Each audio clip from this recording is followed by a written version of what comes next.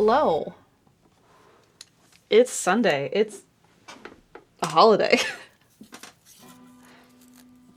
How is everyone today?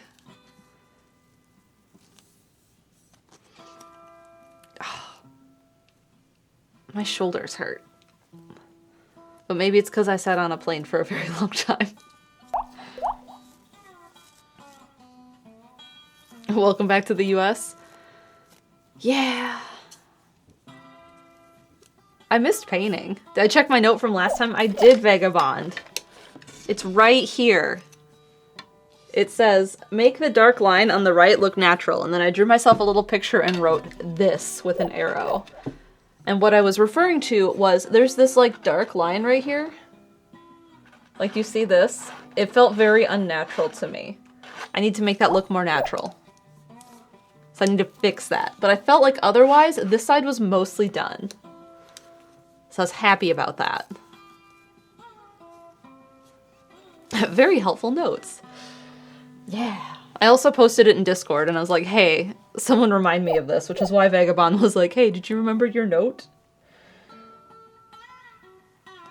Sorry, I had to fix something. How's the jet lag? The jet lag's all right. I had about an hour nap today, and that was helpful. But otherwise, it's been better than last time. I thought about going for a bike ride today, but by the time I was ready to go, it was way too warm outside. I should have gotten up earlier.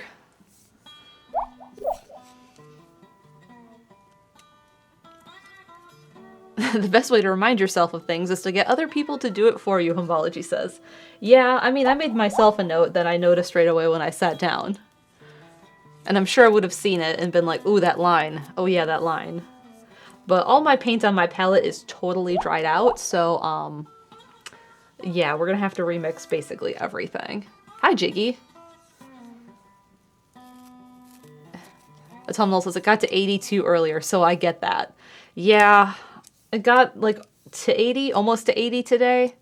And I was like, no, a little too hot. And yesterday I went for a bike ride around sunset, and there were way too many gnats.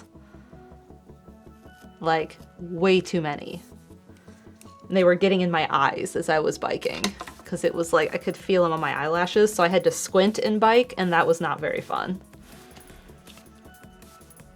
Yeah, that was annoying. Oh wait, this paint's still dry. Or wet. Ooh, I got a little bit of light green. Unfortunately, I don't have dark green, which is the color I need. Let's pull up this whole thing. It's supposed to get cold here next week, but one of the reasons I'm streaming today is that I'm going to go visit family in Florida. So I'm going to miss all of that, and I wanted to stream before I went. Is this? No, this is totally dry. Dang it. Shoot. Okay, that's fine. I can remix this. It's just a dark green. Humbology says, I just got a new bike and I wanted to take it for a spin, and then Chicago decided it should snow. Yeah, we were at a layover in Chicago. Visiting Mark and Rhonda? Not only Mark and Rhonda, but my sister is there, and then my grandma and a bunch of my aunts are going to be there. Like, their trips are like one day in between them, so I'm gonna go see Carly and then have a day with just my dad and Rhonda, and then my family is coming into town, so I get to see my grandma and then all of my dad's sisters. I'll see you at MCO. I'm gonna take a train. I'm excited to see a train. After seeing many trains in Japan, and I get to compare them and cry. Just me? Yeah, it's just me. It was kind of last minute. I told my family, and Steven agreed that I should wait till I get back from Japan, so I had one full night's rest, and then I made the decision. Chess said, it is the opposite of snow here. The high was 85. Is that how hot it got today? It was like 75 when I was considering going for a bike ride, and I was like, ooh, it's a little too hot. Thomas says, do you remember where you were in your painting save file? I was just talking about that. I made myself a note, Thomas. I'm gonna lose this paint chunk that's dried out. I made myself a note that says, make the dark line on the right look natural, and I drew myself a little picture, and I wrote this. That's where I was in my painting save file. What I was saying was, this right here This line, this dark line, I didn't like it. I needed to fix it. It just doesn't look great.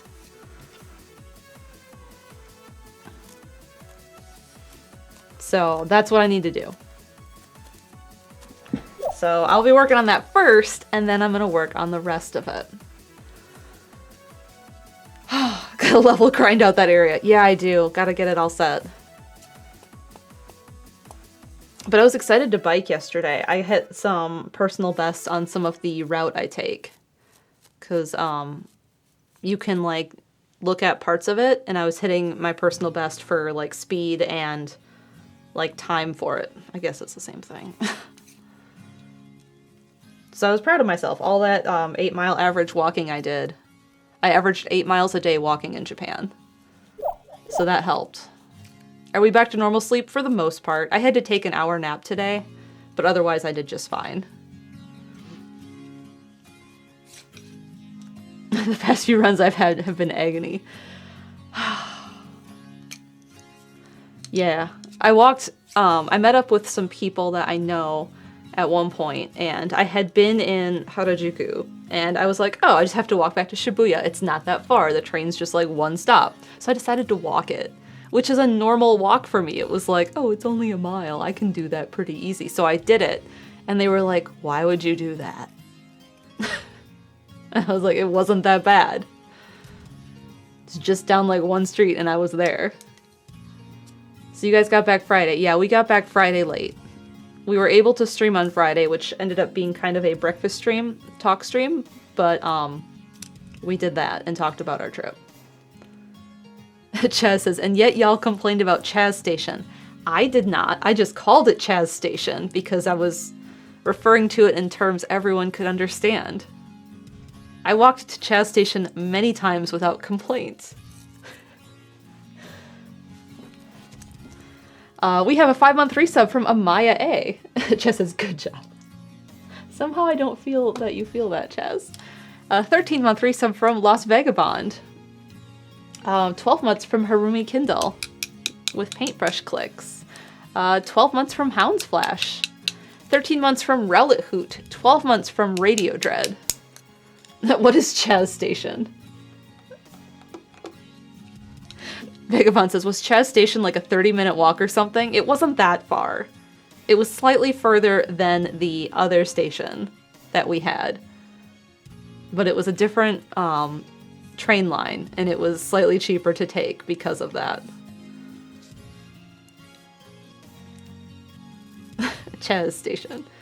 Yeah, so we started calling it Chaz Station because he's like, let's go to that station instead of the closer one. He says, and faster. True, it was faster. Which one had better vibes? Depends on what kind of vibes. Chaz Station was a bigger, more exciting station, and Closer Station was a cute local station that had Tomato-nade, which was tomato lemonade, that we didn't try. But it said, what did it say? I had to use Google Translate. My Japanese is not that good. Which one had better snacks? Brandon says all stations had pretty good vibes. True, they did. Let's see. Where did Tomato-nade go? That was recent, so it was not far. Google Translate said refreshing tomato lemonade. Uses 1 tomato. You can drink it refreshingly. And it had 35% tomatoes and 0.1% lemon juice. And for some reason that made it tomato lemonade. I should have gotten it, but I don't like tomato juice. Like, I don't like Bloody Marys or anything like that. I don't like V8. So I don't think I would have liked it. But I love lemonade. Oh, that reminds me. Hey, Steven. Where is he? Could you bring me some grapefruit juice? Chaz says, I left and everyone became drink cowards. Yeah, you weren't there. No one wanted to get it.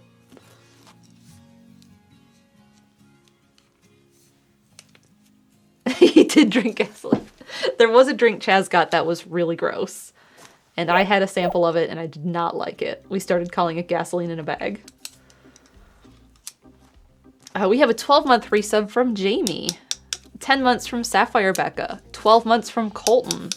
So many people are hitting 12, so I figured I'd have the paintbrushes ready. 12 months from Dishnet, and 12 months from Dude4269. Thank you all. I need 2 more. You're almost there, Becca. We have 100 bits from Becca, thank you. You could click them like a crab. Like, I can't line them up. Like this. 12 months from Aiden. 10 months from Jacebook. 7 months from El Simi. 7 months from Rebel Tech TV. Chopstick paintbrushes. It's easier if I flip them around and put the brush part at the back. It makes it much easier to do. The chopstick one. We have 12 months from Slick Duke. 13 months from Light Rock. 13 months from the WoW LP. 12 months from Epic DXX. 13 months from Storms 002. 12 months from Gadzooks. See, everyone's hitting 12 today. So many. Yes, there are so many. I do have water, so it's not like I need the grapefruit juice. I would like the grapefruit juice. Should have streamed tomorrow. It's my birthday. Yeah, I'm streaming today. Like I said earlier, if you missed it, is because I'm going to go see family in Florida. Not just my dad and Rhonda, but my sister's there, and my grandma will be there, and some aunts will be there. And I made that decision yesterday. Because I wanted to make sure I wasn't too jet-lagged, and I'm not too jet-lagged. Can I paint like that, though? If I hold them like chopsticks? I suppose I could. This is like the Stevens grip in percussion. When do I take off for that? I'm taking a train, so it's going to be a bit of a journey to get there. We have a 12-month resub from Tiniest of Kitties. 8 months from A Good Way Game Leet, 7 months from Miss Mace Windu, 2 months from Imoru 100, 8 months from Dtran 365, 12 months from Molad. Everyone's excited about Train. I wanted to take Train because I just took a bunch of trains in Japan and I want to compare them and cry. I already know it's not as great because of the timing. And lastly, we have an 8-month resub from Jennifer Jack. Thank you. It's a straight line, just a long one. Yeah. It is a straight line, it's just a long one. I can figure out those stats pretty quick. Let me see. Let me look at how far it is.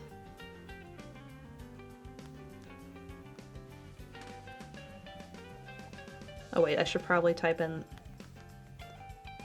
that.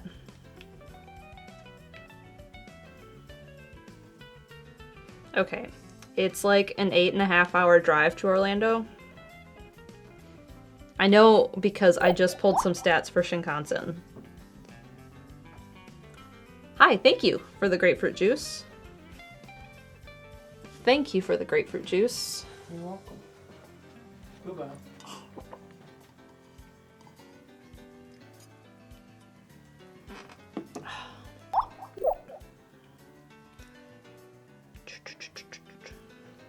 Okay, so I did this the other day because I was talking to someone about Train. And what did I just say? 8.5? 8.5. Okay, I don't have a perfect number on the stats I pulled for someone, but Kanazawa to Tokyo is 11 hours by car, and Tokyo to Nagano is 5.5 by car. And neither of these are 550-ish miles. Or like 600 miles, and even total, they're not that much. But like, the Shinkansen, like, Kanazawa to Tokyo is 11 hours by car, and it takes 2.5 by Shinkansen. And it's gonna take me like 12 to get to Orlando.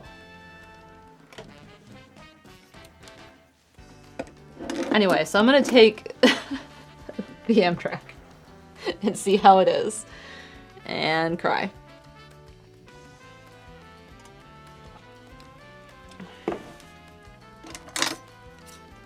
It's faster to drive than take the train. It is. Then I have to rent a car because I can't leave Steven with no car. And I don't really want to sit there focused on driving for that long. And it's not the best time to go to Orlando because everyone is there to go to Disney on spring break.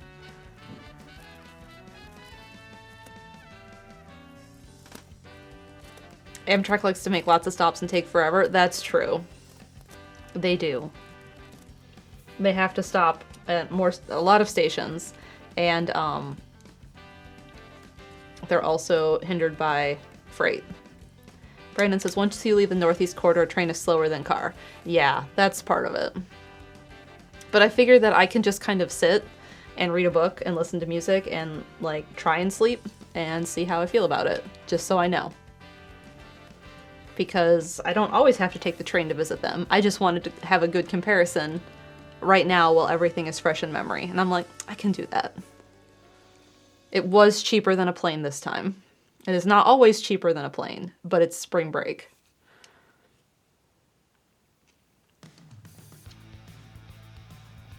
And train is cheap. Normally it's cheaper than it is right now, but it's cheaper than plane. So I decided to do that. Ooh, we have 3 more 12 months. We have 12 months from Xenofantasies, 12 months from Seb the Original Pleb, and 12 months from Luna Gazer. Thank you all.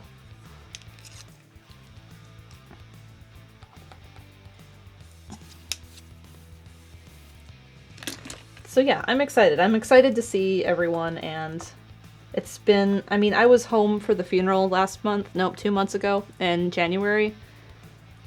So it will be good to see everyone under happier circumstances. Is Chaz going to be in charge of Steven while you're gone? I guess he has to be.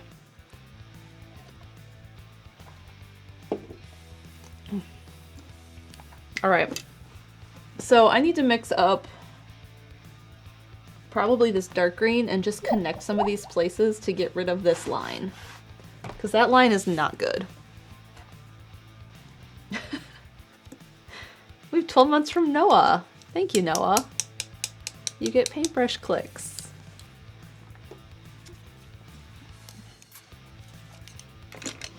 Alright. All my paint is dry except the lighter green, which is the one in here, and that's not what I need for this spot. So I need to mix up a darker green, and everything is totally dried out because I was gone for 2 weeks. So I need to get rid of all my plastic.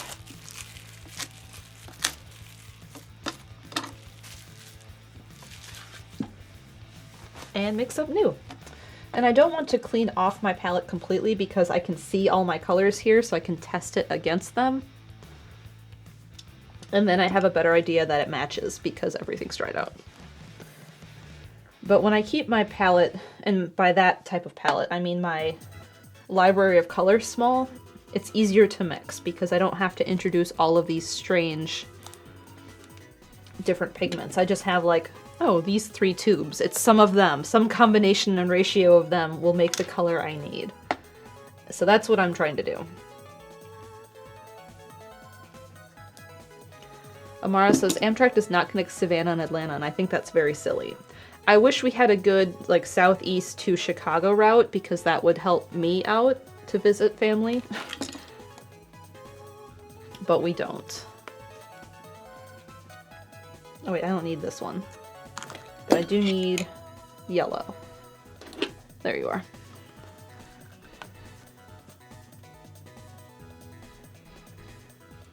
Ideally, what I could do is I could take train up to DC area and switch to the auto train, which is a train that does cars as well from DC area to Orlando. That one would be most convenient for location, but it's fine.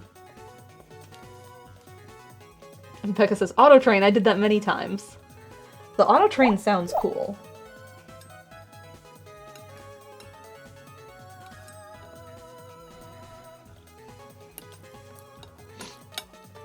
I don't know, I've been looking up different train trips, and there's been some neat ones I've seen in, like, Norway. There's been some neat ones in Canada.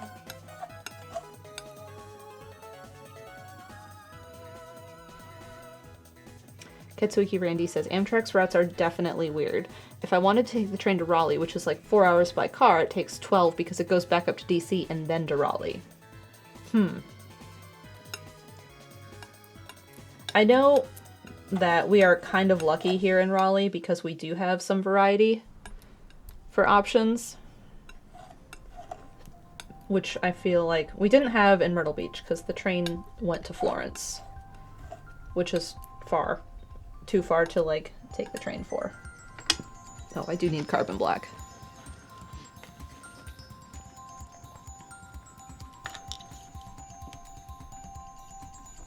Noah said, I almost took the Amtrak to y'all. You coulda.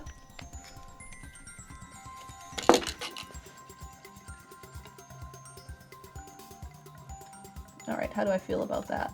No, that's not good. Not close at all. We have a 6-month resub from Hero Chaos Chow. Thank you. That's closer. It's definitely not dark enough, though.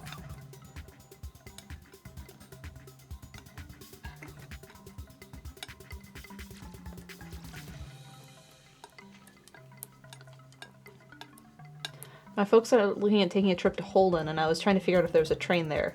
Penguin Frog says, I don't think so. Holden's kind of too coastal. I know Amtrak kind of sticks inland along 94, which is good because 94 is a terrible highway to drive. So you could take the train instead. It just takes longer.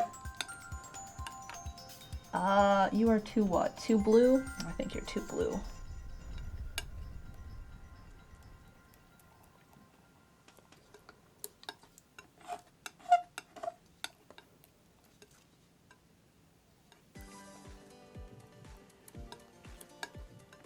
So I'm trying to mix up a dark green, comparing it to the green I was using last time I painted.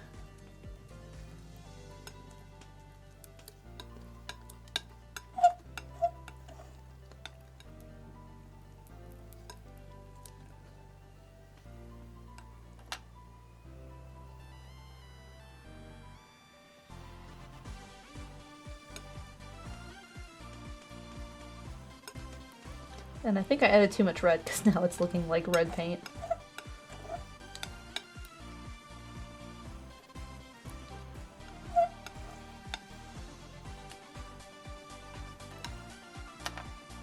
Yeah, we need to fix that.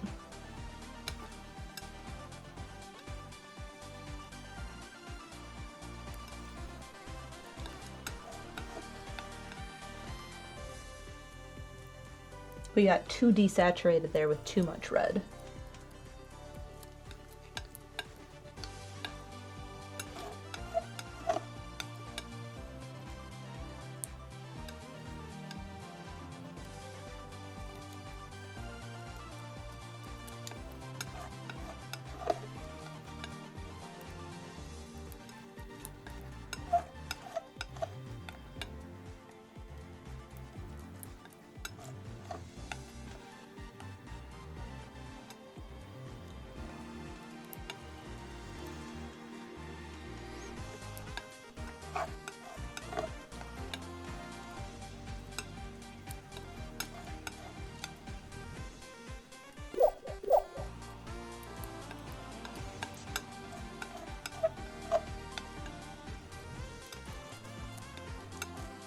Alright, I think we're getting there. Let's compare this.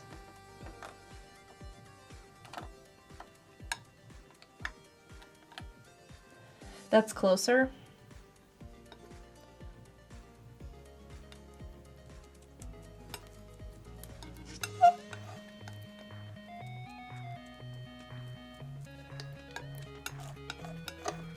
Alright, I can live with this color. We have a 7-month resub from Blue Hippie and 12 months from Darkness Bride. I get paint clicks for the 12.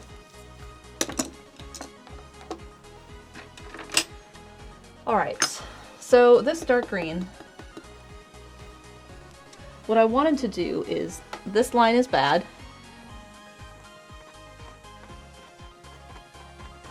So we're getting rid of it, and we're getting rid of it by putting some more paint in some of these areas.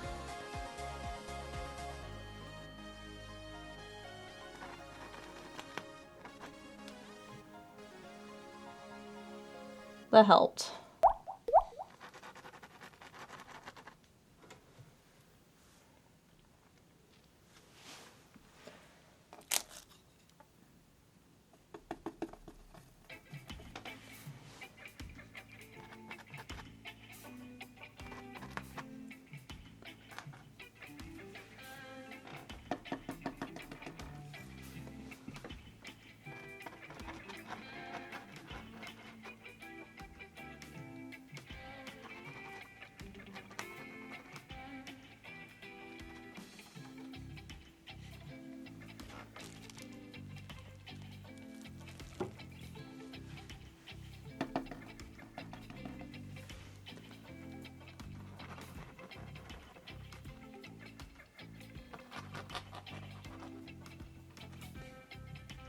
And the other thing I can do is I can tone down some of this other stuff in here.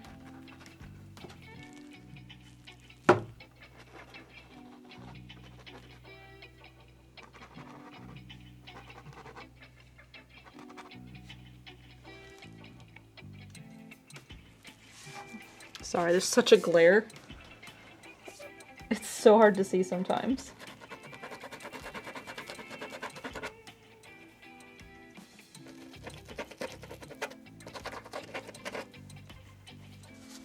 Okay, that's better.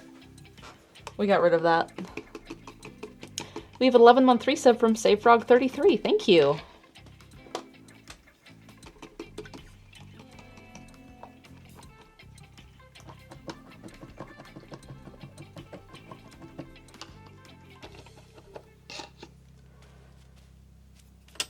All right, now I have to decide what I want to work on next, because we're kind of done over, like, from the sky around down to here. So I have the path and then a lot of this left stuff yet to work on.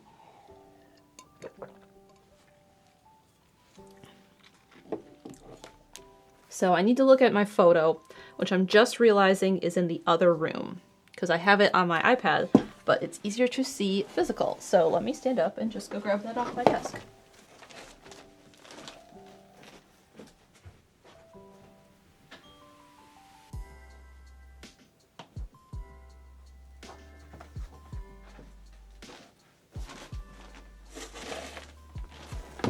There. Photo. Helpful. Easel stream. Only took a second. Alright, so happy with this. I think I want to work on the path, which I basically just need to darken and make a little bit of blue, I think. Gray blue color.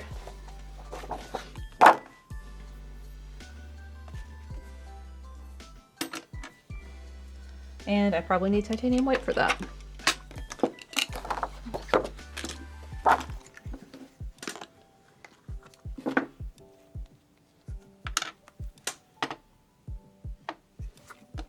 And there's not a whole lot for this path because it's pretty small comparatively. And most of it is already done because it's in solid black.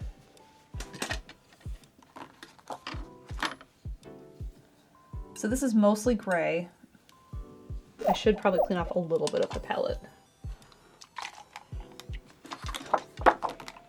So I have a little bit of room to actually work.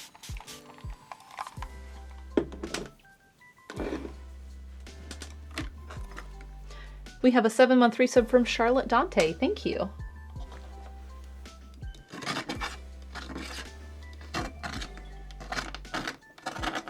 This is the worst noise, sorry.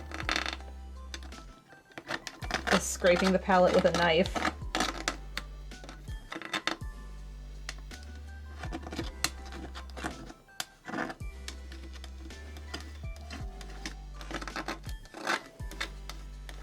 I just need a little room to work. And I can also erase my message to myself. Not good ASMR. No, it's kind of the opposite.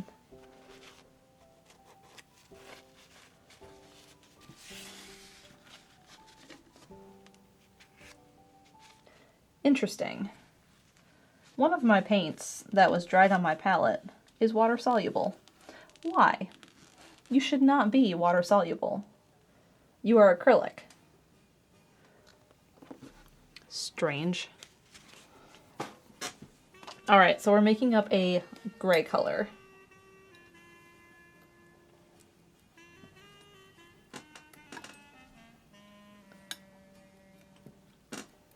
And I want a muted blue, so I can't just throw blue into this gray. I need to throw a desaturated blue, so I need to desaturate it with some orange and make that up first. Where did Sketchbook go? Sketchbook is here. Here's our samples. So I have gray. And then we're going to mix orange into blue.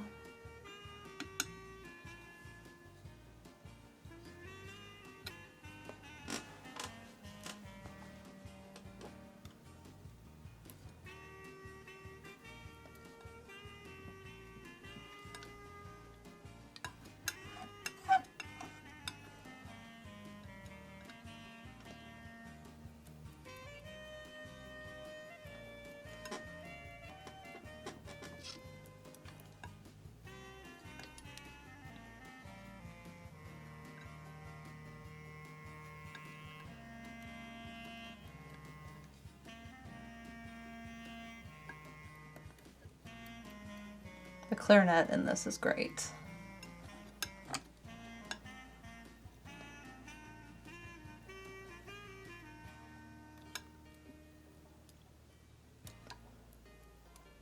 So I think this turned a little teal, which means I had too much yellow in my orange because it's starting to turn like greenish, and yellow and blue make green, so there's not enough red.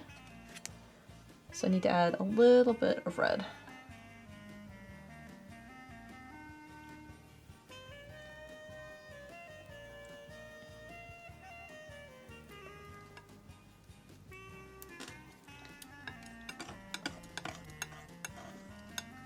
And now I can add this color, which is this, into the gray.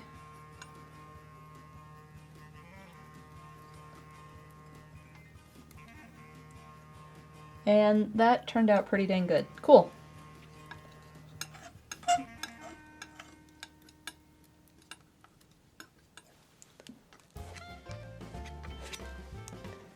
I don't know if that looks super different on camera.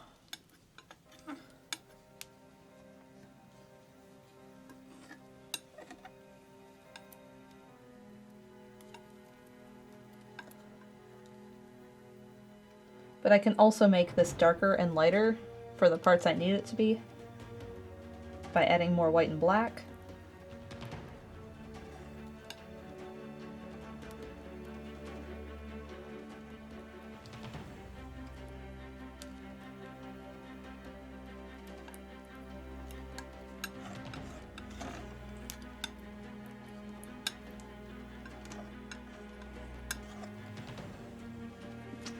Out of titanium white.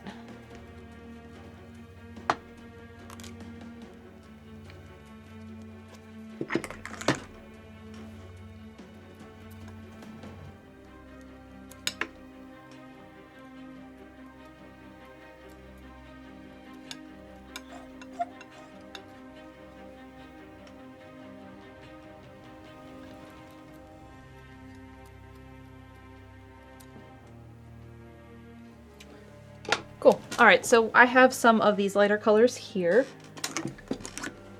And I probably want small brush. Yeah, I want small brush.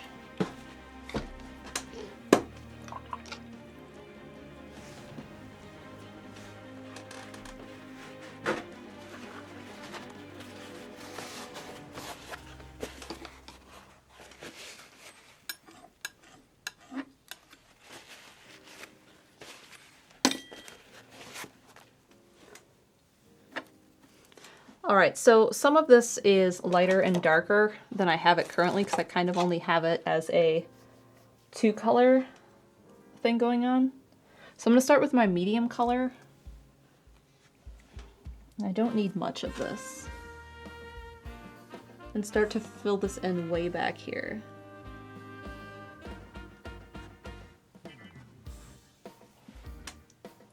And I also have the dark color if I need it.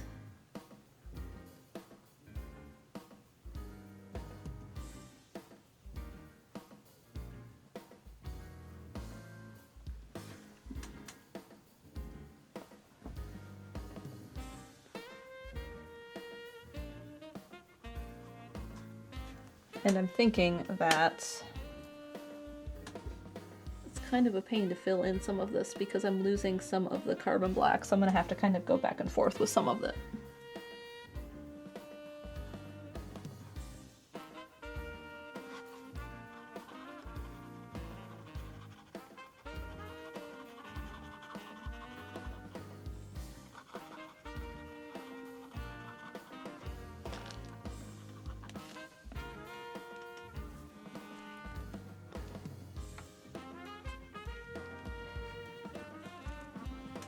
Yeah, I'm losing a lot of the carbon.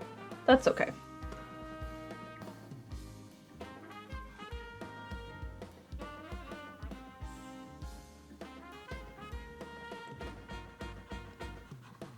So what I think I'm going to do is I'm going to fill in the majority of this with this darker color.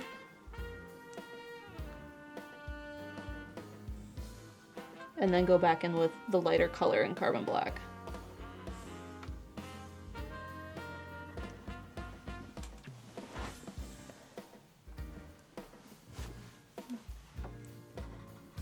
When you paint a lot, you forget acrylic paint has a scent. And I'm remembering that now.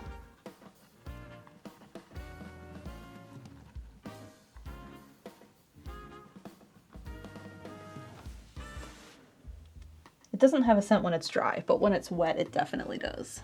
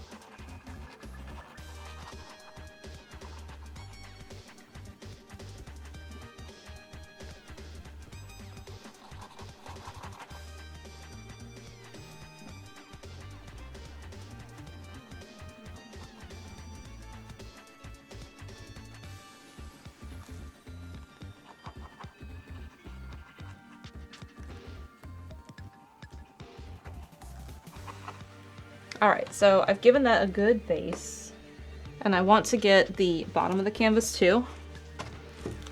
This part.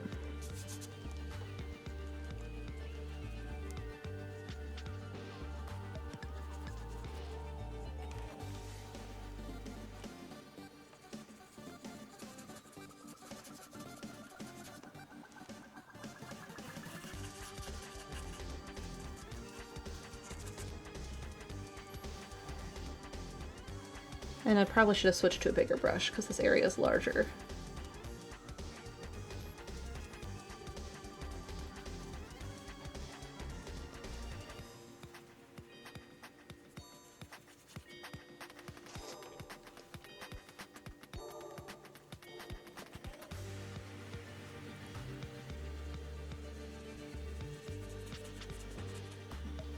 Yeah, this is kind of a pain when it's small brush, larger space. This brush, however, does not have the same rigidity the other one had. So it's not quite doing the same thing, which is kind of frustrating sometimes when you're like, oh shoot, not this brush either. But I'm almost done.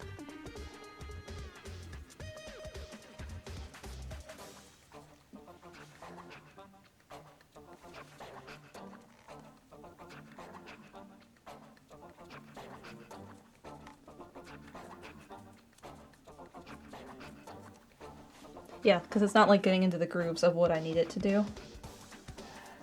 It's just kind of floating on top, and the canvas texture is making all of these little pin pricks happen.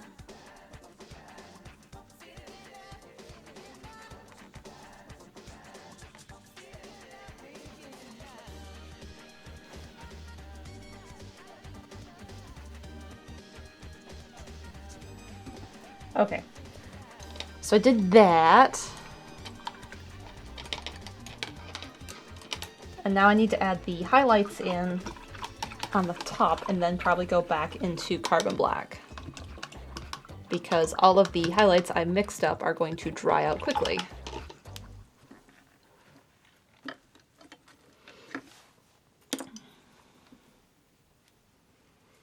And we're going to go back to the small brush because the small brush worked a lot better.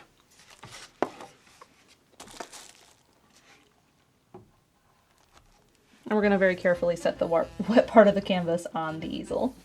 So for my highlights, like this area is a lot lighter up here.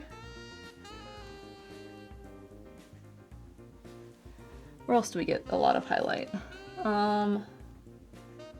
Throughout here. And this color is super close to the other one. Maybe too close. Let's make that lighter.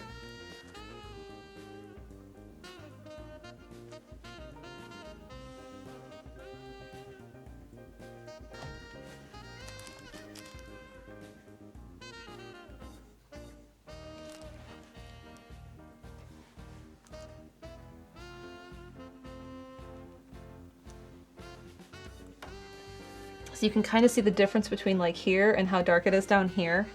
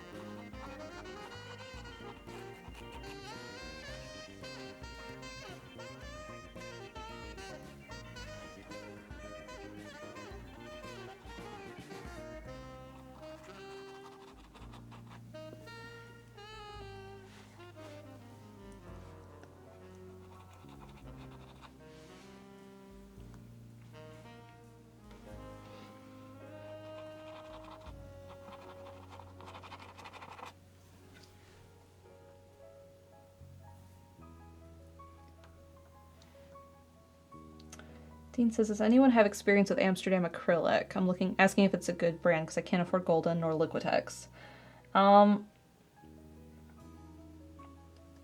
I know the name, I don't know the quality level of it. I can kind of judge it based on a few things, but I'm gonna need to finish this first. So I finished, like you see the lighter colors in here, like it starts to make it pop a bit more. I want to do another highlight in this. A very small one though. Because like in here it's a lot brighter.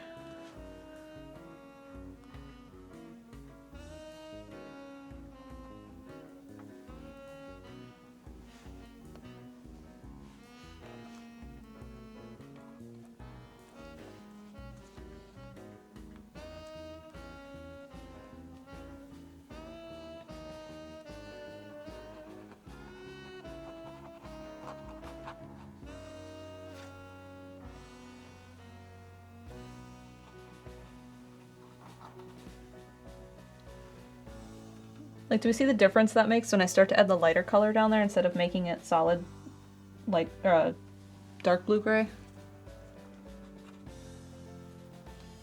Like, it's just enough to make that really come alive. And I need to add more carbon black because it got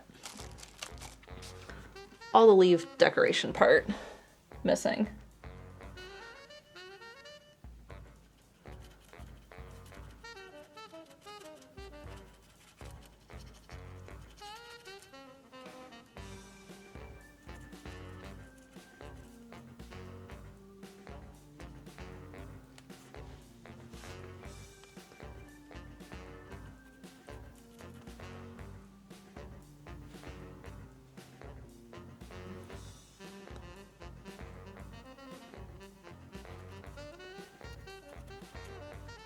Okay, now we're gonna set that there. Actually, we're gonna set that here. Let that dry, and then let me look up a good middle of the ground paint value.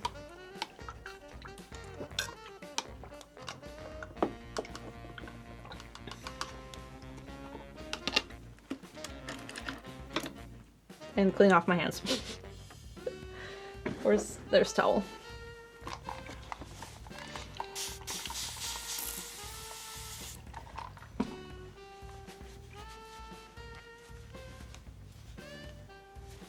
Okay. So my go-to brand for people who don't want to buy Liquitex Professional or Golden tends to be a Blick's nicer brand. Did I forget the name of it? Because you can sort by like quality paint levels on art websites, like art supply websites. So like there's professional, student, and then like kid paint, craft paint.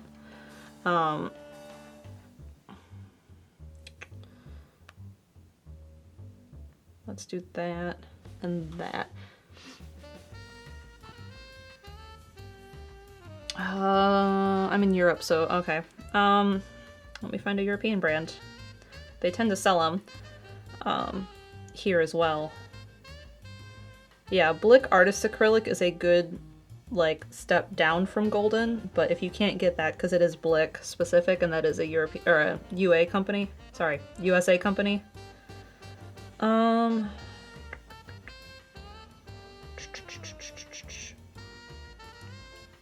Dean, have you looked at Amsterdam Expert Series?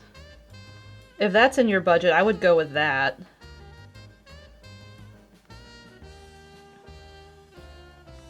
I don't know if they have different levels for Amsterdam paint or not. I haven't looked at it, but the Expert Series is probably a decent paint.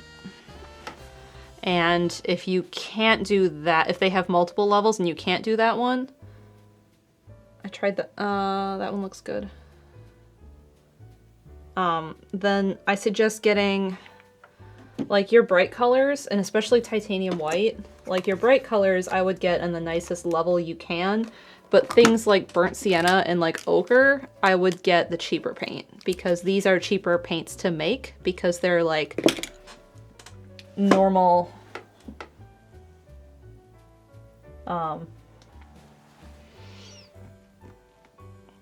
Pigments, like they're like burnt wood and like carbon. Like black is real easy to get cheap.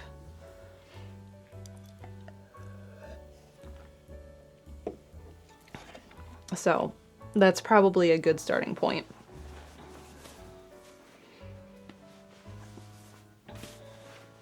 Expensive white and mix them, or how does that work?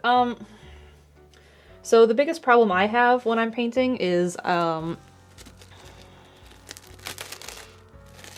can't get colors to be opaque because of the style I paint in. So I like to have a really good opaque titanium white because that does what I want it to.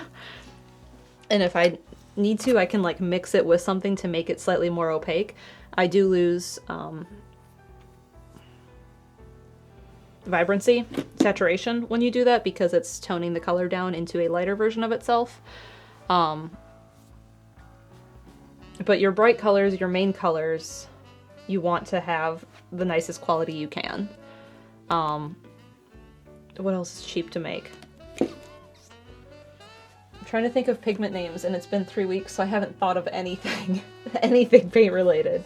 I think yellow is generally pretty cheap to make. And having an opaque yellow is basically impossible. Like even this primary yellow, like Golden does this stripe pattern they print and then they put a swatch of the paint over it. And if you can see it, it means it's not very opaque.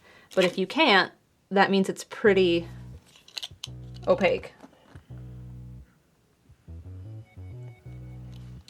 Do I have a good transparent paint? I know I do. Oh, yeah, here we go. Transparent iron oxide. So like you can see the stripe marks through this. So this is a transparent paint. So there's not a whole lot of pigment in this. It's mostly the binder. It's mostly the like clear acrylic mixer. Do you recommend getting base gold and mix them? I mean, if you're just starting out making your palette of colors to keep, and like I said, palette referring to like the library of colors you use, you're gonna want your primaries, you're gonna want black and white, and I suggest a brown. Because I like having a brown, even though it's the easiest color to mix.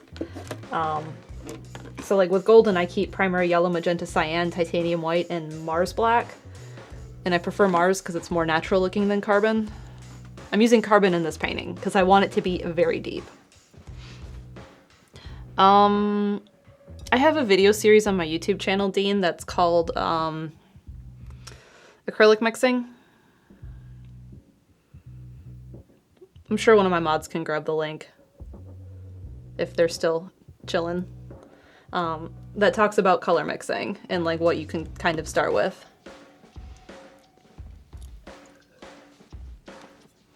When I started painting in college, I had to have 7 colors is what we started with. Thank you, Vagabond. Vagabond has the link for that.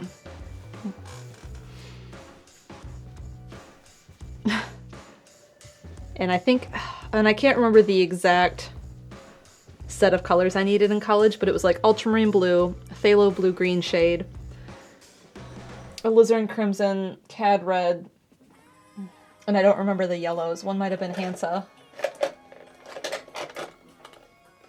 The other might have been cadmium. I don't remember the yellows I had to keep, and then titanium white. And like that was all I was allowed. I was not allowed black paint in college when I took painting 101. We had to learn to mix black. But now I keep it because it makes it easier. Vagabond has the whole playlist. I got experience with painting. I'm just tired of going over and over. Layering sucks. And some paints are translucent and some of the paints end up glossy and some don't stick well.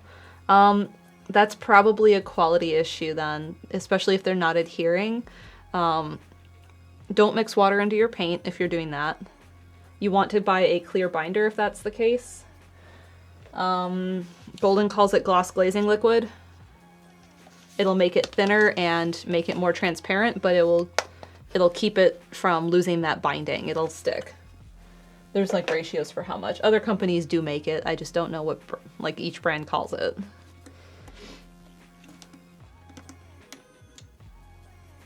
And also, if you're painting on a pre-gessoed canvas, that could also be a problem. The gesso that they put on it might not be great.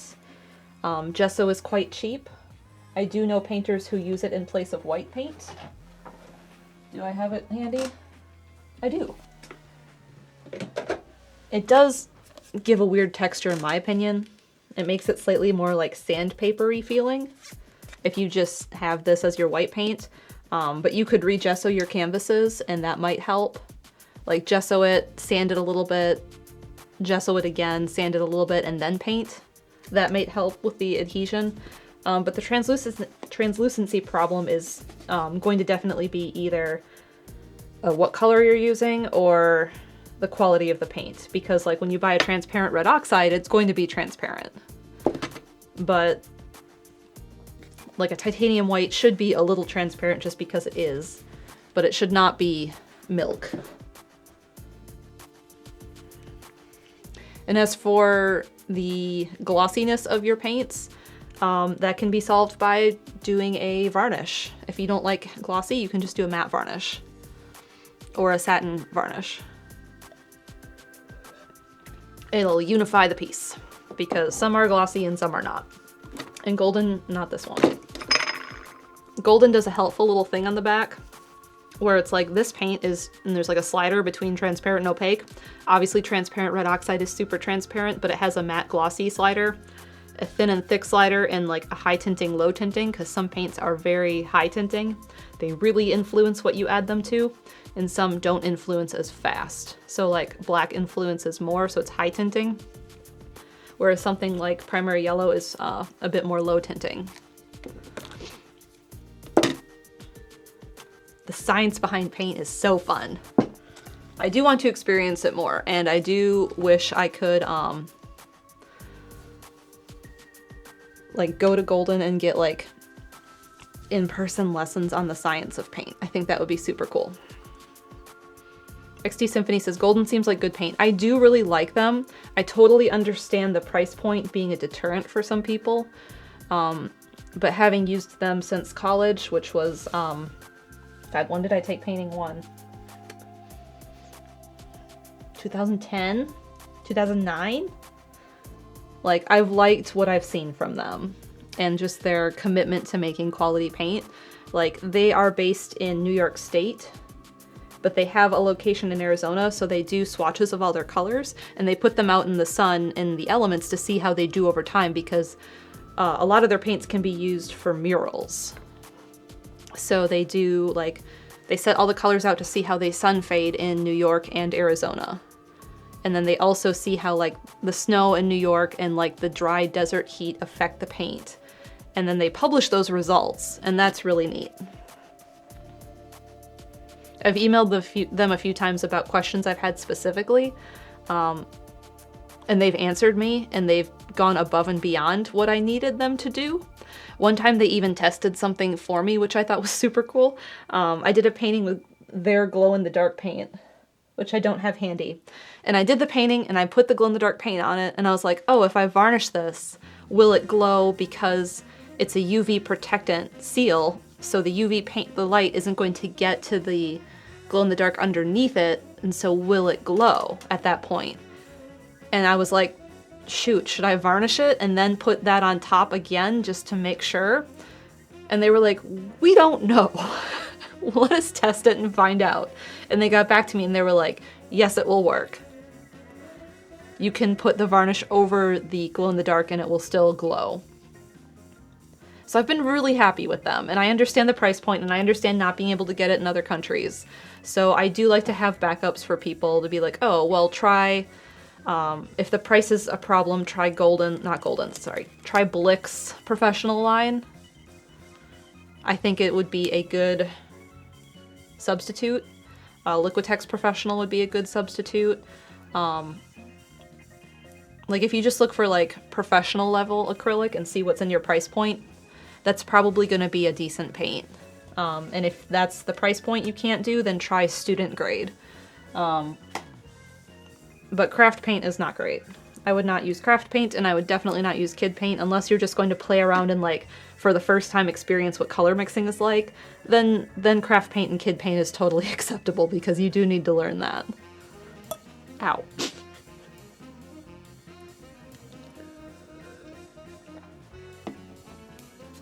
Alright, so I have my highlights on here, and I'm happy with them. Now I need to bring back the carbon black. So I need to find out where I set it down first. Yeah, that was audible. Yeah, I do that all the time and it hurts. First day with your new teeth. I would love new teeth. I hate teeth. I hate the dentist. When we all get robot teeth, it will be a great day. Any pranks planned for tomorrow? One, and it is secret, and not everyone will see it. Gotta do them eyes first. Yeah. Yeah. I mean, I don't think I have the worst eyes. Your teeth just...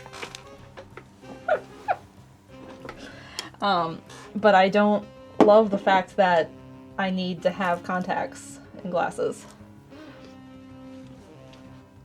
Okay, where was that spot? This spot was right here. This spot needs to be green. Maybe. Maybe I will regret that. The dentist is a scary place. Yeah, I'd rather go to the optometrist any day over the dentist. And it's not even that I dislike my dentist. Like, they're fine. I just am upset and anxious every time I go.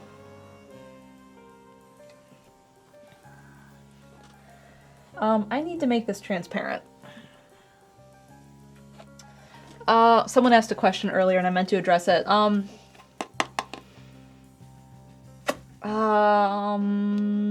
Who was that?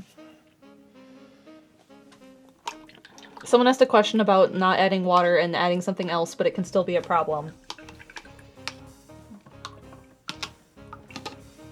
Let me address that before I forget and before I get too focused on this. Adding different binders to paint is a good idea if you need them to be something different. Like if you need them to be more thin or not dry out as fast or to be more transparent. There's different ratios. So I have a handful of them here. Let me talk about them if I can reach. Here's one. Here's another. I have a lot of mediums that I buy and then need to use more for fun. So the one I use most frequently is a gloss glazing liquid. This is a transparent liquid. And I just got paint on one of these bottles because it fell over. Okay. This is kind of, it's like, it's not lotion. What's a good consistency that would compare this? Melted ice cream. Like it's kind of thin, but not liquid. But it's mostly clear and it is glossy. So you can add this to paint to make it smoother to paint with, but it also makes it transparent. But they do tell you what's the ratio. This one says any ratio. So like this one you can use by itself if you wanted clear paint on top for some reason. This would not be acceptable for a isolation coat though, because it's not as strong as an isolation coat. So this you can use at any ratio, it says. So you could use that with tiny drops of paint in it to tint it a color to make it transparent. I can test that. This is the fun part about doing this live, is I can just test things and it's wonderful. And be like, listen, I've never tried this, let's do it. So it's kind of milky. Before it dries,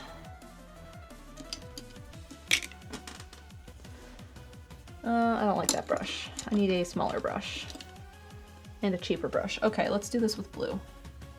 So I'm gonna take a little bit of blue on this brush and mix it with that. And like, I did quite a bit of paint in this. I could do even less. So with that, it's pretty transparent, but I can paint like on top of this green and tint the green blue with that. So like that's, it can make it tint. So that's gloss glazing liquid. What else do I have? I have thinner, and thinner, let's see, it says use it to adjust and maintain the working properties of colors and reduce brush drag. So it has no binder, so you can only add 25% of this because it will weaken adhesion. So like I can only use a little bit of this, and I would take this is open thinner, and put like a little drop in paint to make it liquid again. But it has no binder, so that's the adhesion property of acrylic. I'm not going to test that one. But this one I can test. This is Airbrush Transparent Extender. And let's see. Film formation. This ratio says any ratio can be used. Start with 5 to 10 parts extender to 1 part color. So this is to make the liquid paints like this airbrushable. So you can use them in airbrush. And I use it a little bit to change the consistency of the paint sometimes to make it thinner, but it does have a binder in it. So this is more liquid than the other one. So sometimes I want this. And then let's see, this is High Solid Gel Matte, which is the complete opposite. It's super chunky. So it's also quite dried out. Let's mix that up. So like it's really chunky. So I can take this and put a little on my palette. And there's different versions of this. Like there's molding paste, which is, oh God. Similar, but I think this stuff is thicker even. Well, it's more toothpastey, I think.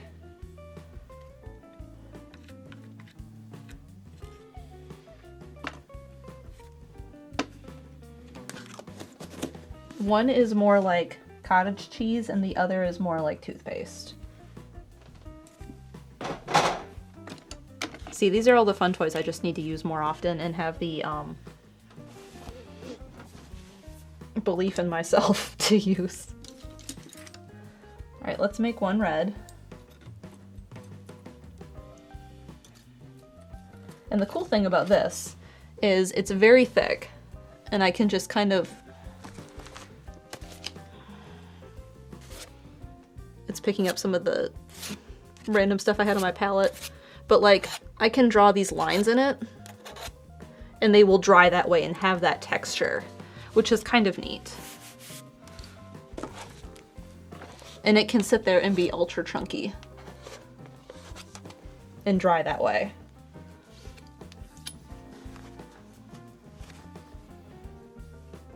And let's use the other one.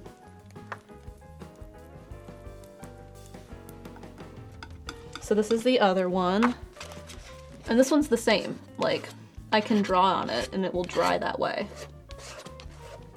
But it does make it, this one I feel is more transparent, and then that one is more opaque to begin with. It has a white base and the other one is a clear base. And they have like rules about how much you should use too. Okay, maybe the molding paste doesn't. Does this one?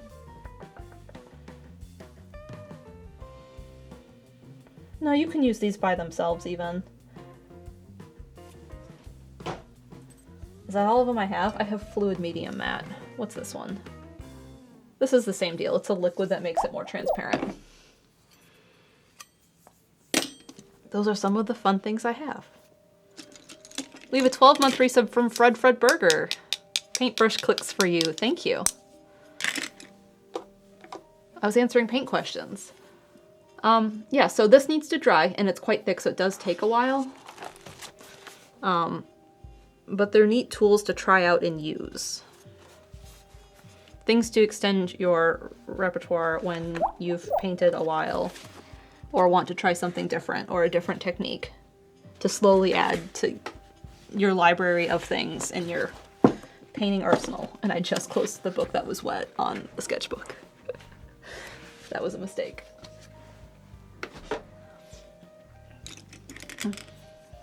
Penguin Frog says, I love that this stream can be like, hey, this is neat, let's show this off. Exactly. We have a 12-month resub from Charlemagne25. Thank you. Paintbrush clicks for you as well. XD Symphony says, I have to wake up at 4:45 for work, so good night, everyone. Good night.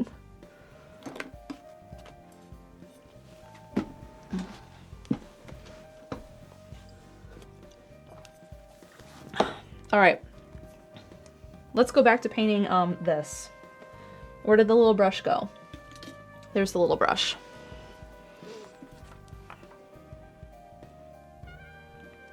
One second.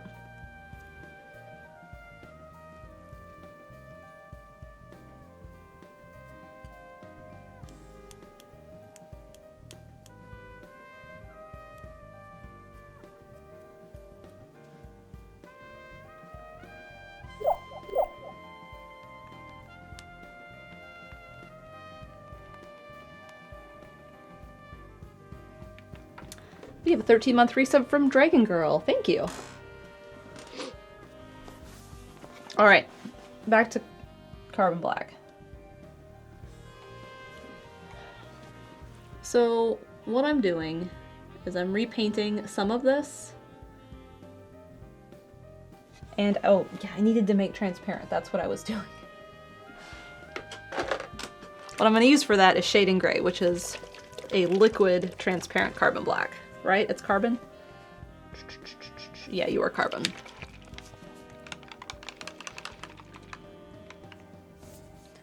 That's not my open one. I have an open one, don't I? I do. This one. I like having this around, and it's something I've added in over time. It's not something I started with because I could easily make it, but I like having it pre-made because it lets me just add in little shading if I need to. Sometimes you need just a little bit of shading somewhere to make something stand out from something else. For example, this part back here is far in the front. Like you can see it here. Like it sits way down at the end of this path. But the trees that sit in front of it are kind of getting lost because they're similar in color right now. They need to be darker. So for example, I might use this to darken those trees just a little bit so they stand out just a little bit. Just enough so they stand out. Because sometimes it's the difference between your colors that make something visible. And sometimes you want it to be visible and sometimes you don't.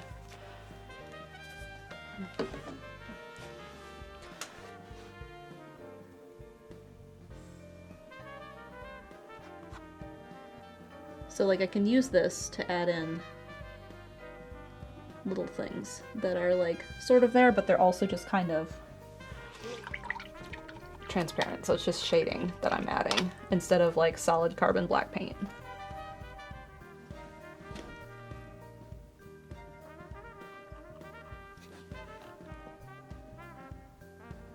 And this very crunchy brush in texture is not quite doing what I need on this liquid paint.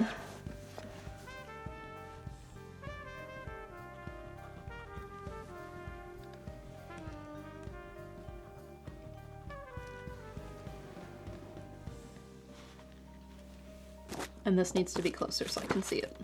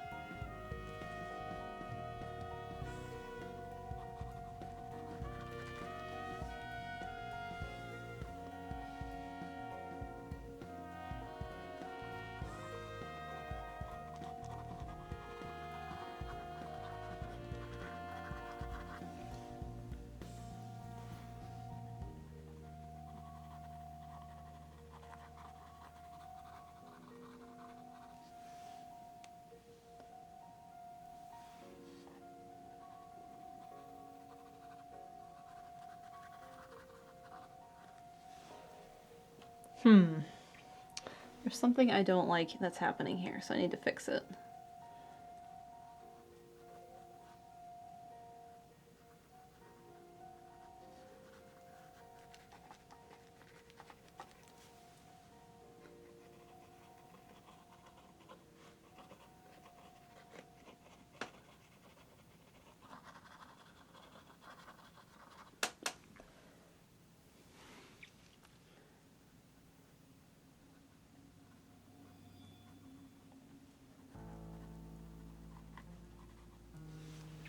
That's better.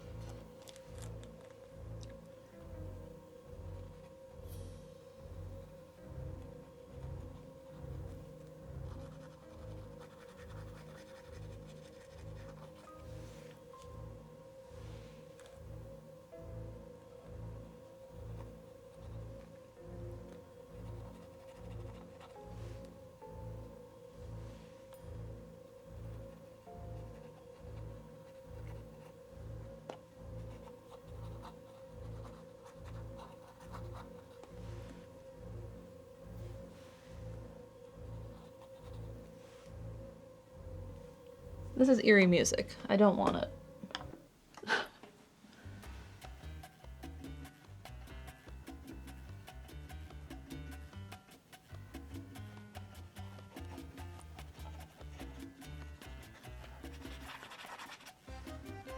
This is better.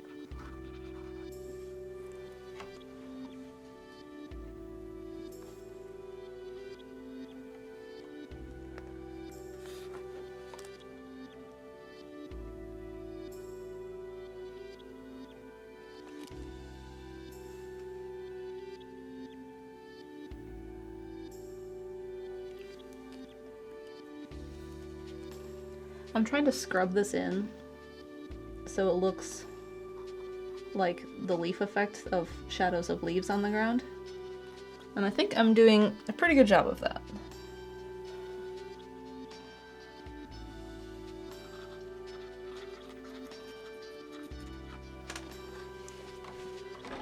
Like, very happy with that.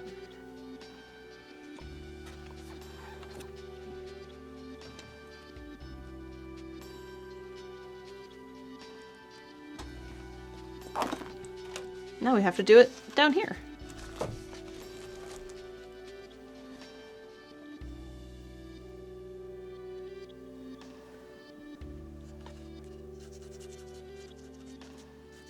I've noticed that these canvases, these pre-gessoed ones, the edges don't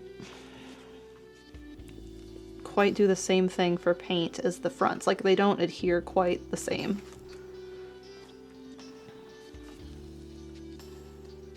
I don't know, there's something about it.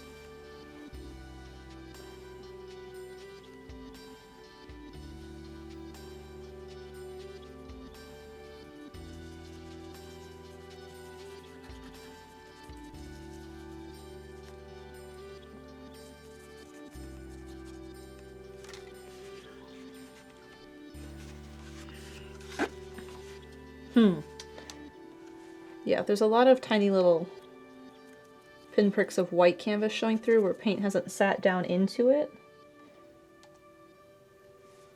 So I need to kind of force that to happen because I don't want that look.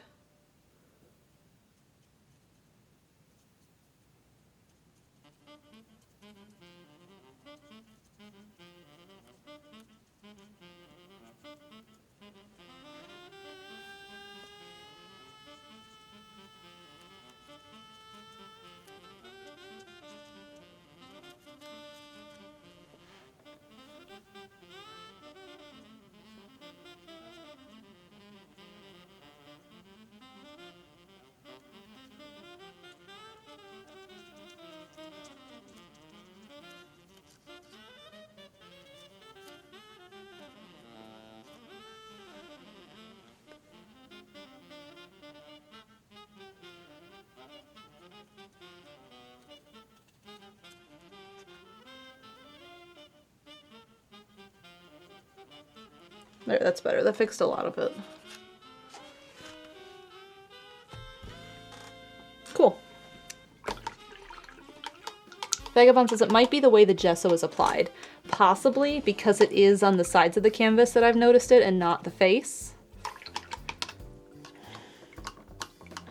In college, they were like, you gotta build all your own canvases and gesso them yourself. And when I started doing painting outside of college, I was like, no. But I see kind of why sometimes, and that's one of them. And as long as I think about it and like double check the edges, it's fine. Everything is fixed. Hello, Blueberry Bean. Welcome in. We've been painting this canvas. I did all of the ground here. And you have a really bad glare right now because of how it's sitting, because I just painted this part. So we're gonna let that sit for a little bit.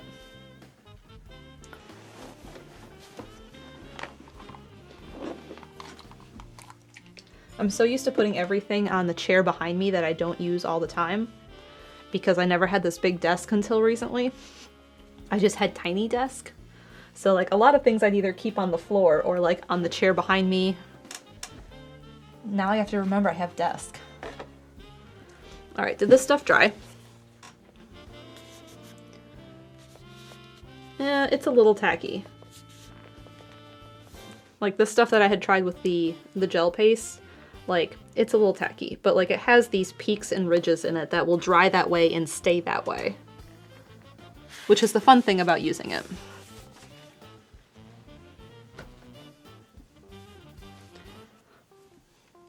But I'm very happy with the path. I do think it might need to be a little darker in some areas, but that is easy to fix with shading liquid once it's dry.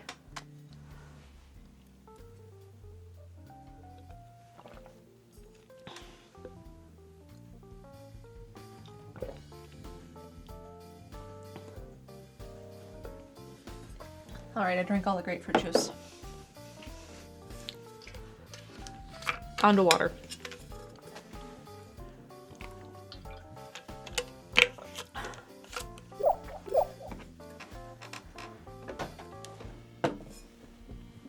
saw that. We have 12 months from Jolteron. Paintbrush clicks for you too. A whole year of subbing already, crazy how time flies. Also, hello. Hope your trip was fun. Trip was great.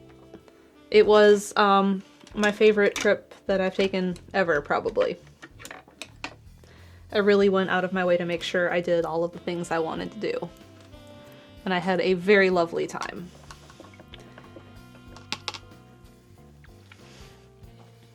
I got to see Sumo on 2 days. One of the days, NHK pointed the camera at us.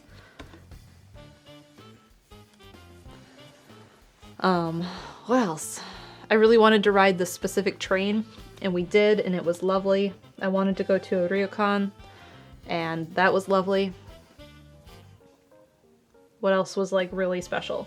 I spent one morning in Kanazawa walking around by myself, and it was, I woke up really early because Brandon had gotten up early and it woke me up. And I was like, okay, well, he's going to this other thing.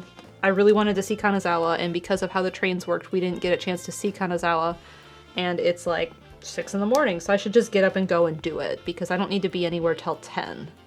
So I got up and I walked Kanazawa and I walked around the castle, in through the gardens, and it was gorgeous. And it was a little chilly. And then it started to snow, and it was just beautiful. And the plum blossoms were out. There was a bunch of girls in kimonos taking photos. And then I had a lovely experience having rice porridge at a tiny little hidden coffee shop rice porridge place. And had a lovely experience there, even though there was a big, obviously, language barrier between us. But it was great. And that was probably one of my favorite parts of the trip, was that morning. Fossick says, all the trees were leafless when I went to the gardens. I mean, most of them were leafless when I was there, too. But I'm really glad I went. I was not expecting Kanazawa to be as hilly as it was. I don't know, expected it to be flat for some reason. And it was super hilly. And my elevation graph on my walk was like, woo! At one point, I was in the gardens and I looked out and you can just see down real far into this tiny valley where all these houses and buildings were. And I was like, oh, I'm up high. I had no idea I was up this high. So that was fun. Fossick's the same.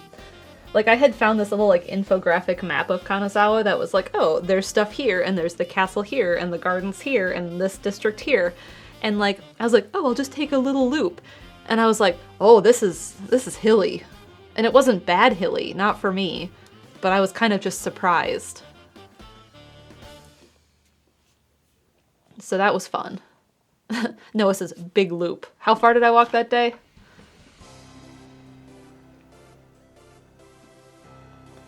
Tell me, Strava, how far did I walk that day? Shibuya, Ota, Kanazawa. I walked, probably 5 miles that day. My elevation gain was 253 feet. Yeah, my elevation route is, like, down here, and then it's, like, a big spike, because it was down, like, at about 50 feet. And then it goes down, and then it goes up to 180, and then it kind of comes back down to the same distance. So, it was a nice walk. That was probably my favorite part of the trip. There were some other really special moments that happened throughout the trip. We talked about some of them on Friday. I don't know, there were other things that were just, like, treasured that... What I need to do is I've been writing in my journal on my phone. I need to transfer that to my 5-year techo and then write out a bit more fully about things. But it was a great trip. I'm already like, when do I get to go back? We had gotten the Hokuriku Arch Pass, which lets you do basically unlimited trains between Osaka up and around like Kanazawa to Tokyo. Like, it draws an arch on the map. You can't take every train with it, but you can take the ones I was planning on, and that was really cool. Brandon says it felt like a once-in-a-lifetime trip, honestly. Yeah. And I mean, I think there's things that we could have done that I think would have been really cool that we didn't get to do. Like, there was a bar that we looked at going to in Kyoto that we had a bigger group for that because there was 6 of us trying to get into that bar, and that wasn't great. But I think it would have been really cool to do. So, like, if it had been, like, a group of 2 of us, maybe we could have done it, but it was harder. There was other things, like, I wanted to do, but, like, sometimes you're just tired. When you've been going all day and averaging 8 miles a day walking, you're tired. Especially when, like, you wake up at 6 a.m. and you're like, I'm ready to go. I'm in Japan. I'm gonna do stuff. And it gets to be, like, 10 o'clock, and I'm like, oh god. I can do it, but, like, I can also just go to bed. We have a 13-month resub from Boop Snoot. Thank you.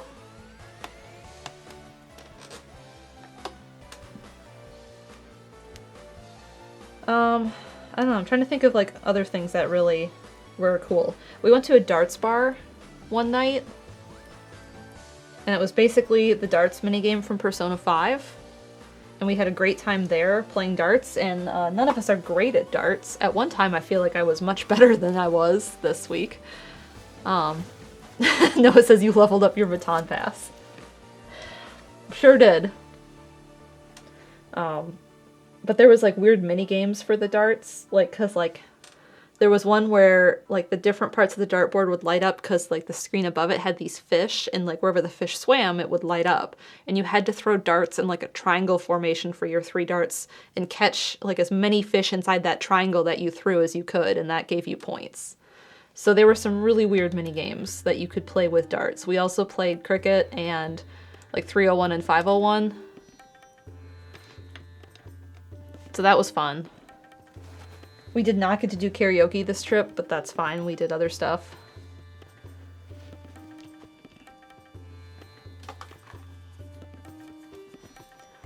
Alright, how dry is this? This is pretty dry. Alright, so I'm really happy with this. I do think it needs to get a little darker in some spaces, maybe.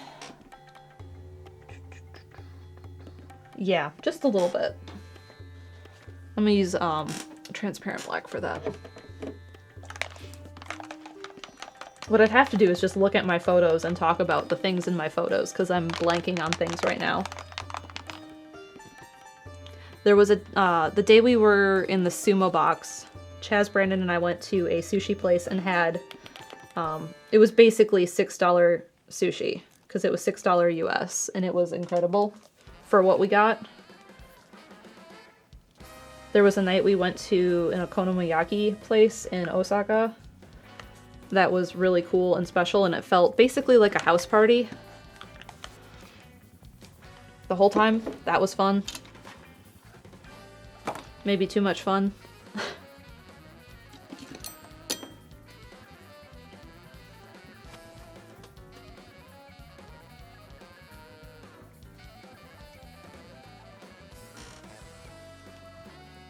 Vagabond says, don't tempt me to get more Japanese food this week.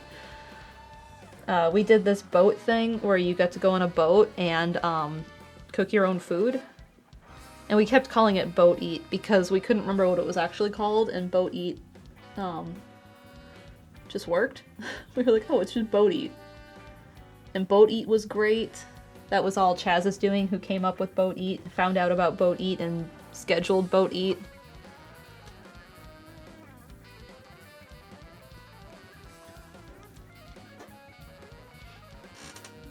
And that has a name, the food we made, and I can't remember what it is. I believe it starts with an M. But we, like, cruised around, like, Tokyo Bay and cooked our own food and had a great time.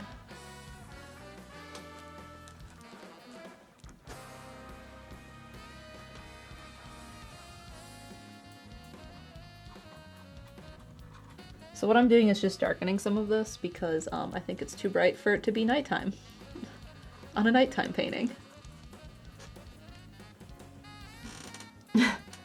Yes, Fossix, that's what it was. Monjayaki. That's what we had. Thank you. I know what it looked like, and I saw it a few times later, and I was like, oh yeah, that's what we had on Boat Eat.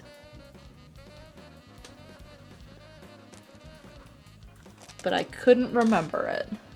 Lunar says, I like boat eat more. I mean, I'm probably gonna still call it boat eat.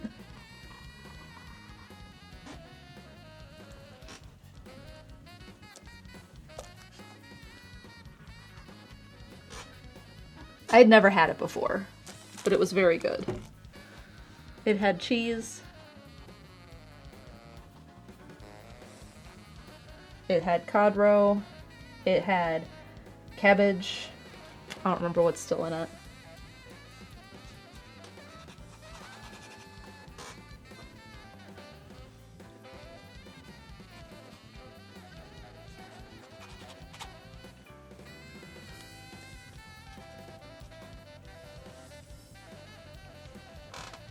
That feels a bit better for nighttime. Anyway, you put it all on the grill and you cook it. And like, that's it.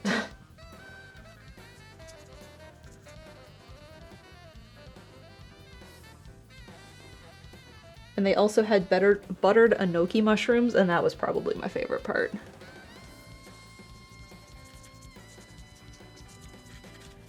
We may have ordered them a few times because it was all you could eat. And there was a menu and you just picked what you wanted and they would bring it to you and you would cook it.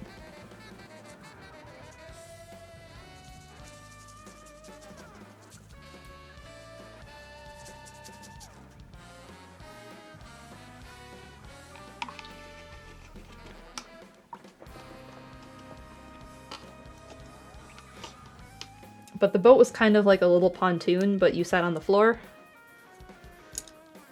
which was totally fine for most of us.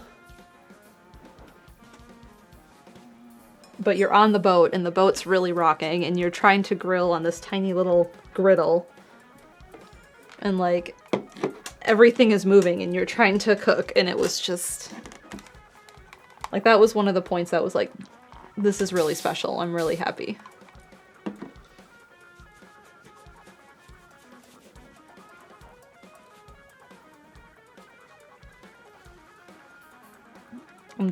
It was not wavy enough to get seasick, but I could easily see how it would be. Bigfoot Frog says rocking boat and open griddle. Okay, yeah, that sounds awesome. I mean, it was like, there were no flames, it was just like a hot griddle. And like, I was far enough away from it, like my palate is closer to me than that was. It was fun.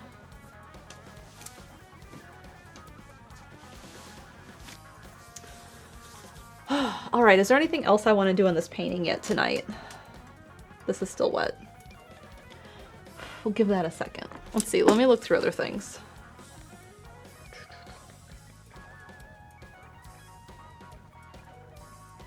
Photos.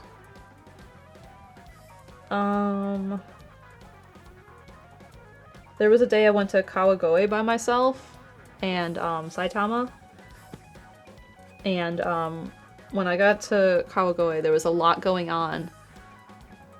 And there was so much food, and I got like 3 different things. I just kind of walked up the street and I was like, ooh, I want to eat this. Ooh, I want to eat this. Brandon says, referring to the boat eat, the thing is you don't have to be skilled. You're just taking all the ingredients and combining them. Yes. And it wasn't like there was chicken. So as long as it was like, you know, basically cooked and like a little bit of like brown on it for being cooked, like it was fine. And you just ate it. And nothing was like, it needs to be pretty or flipped perfectly. It was just kind of like chop all up on grill, cook until done, and eat. It was messy, but it was meant to be messy on purpose. A lot of the stuff Steven's already talked about, so I don't know. We went to the Snoopy Museum. Thomas and his wife Alex, Haley, and I, the 5 of us went, and that was really cool because I grew up seeing some Snoopy stuff or like Peanuts, especially like when we'd watch The Great Pumpkin in school whenever the teachers needed something before Christmas break, or sorry, before Halloween to distract us for the day because we were definitely not getting anything done. But like, I grew up more with Calvin and Hobbes because my uncle really liked it, so I read a lot of that. But the Snoopy Museum was super cool. Like, I'm really glad I went to that. And Rhonda really likes Snoopy, so I got her a few things. And it was really special to Thomas, and I think that's the part I liked most. because that was really neat. And there was like a ton of comics, and they explained about all the characters and the history, and that was really neat. Let's see, what else have we not talked about otherwise? There was one day I walked around Shibuya and Harajuku by myself. That was fun. I wanted to get some things, but I didn't end up doing that because it was super busy. I found a coffee shop and I was like, ooh, coffee. It has pie, and then it was like turnovers, and I was kind of sad because I didn't want a turnover, I wanted pie. Like actual pie. Noah wanted me to find the Ginza line in Shibuya, and I did, and then I promptly missed my turn and got lost in Shibuya. And it wasn't bad, I just had to like find my way to an exit, and then I was fine. But I was very amused that I got lost trying to find the Ginza line for Noah.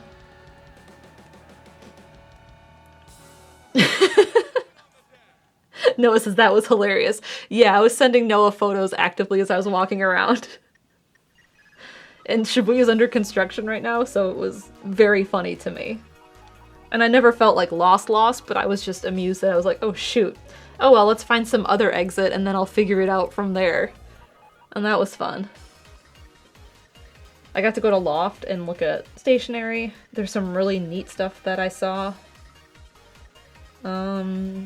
I think we talked about baseball.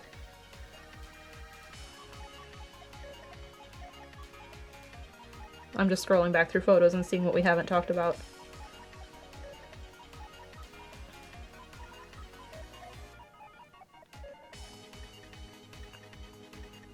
Here's Kanazawa. I already talked about that. We had a good time in Kyoto. We went to a yakiniku place and got some neat stuff. And it snowed that night too. And we went to Nara. Did I talk about Nara on a breakfast stream? Maybe. Nara was super neat. It was cooler than I was expecting it to be. But it was rainy and cold that day, so we didn't get to see as much of it as we wanted, I think. But that's fine. But we walked in and I paid a lady, I don't know, 500 yen for a bunch of like the deer crackers.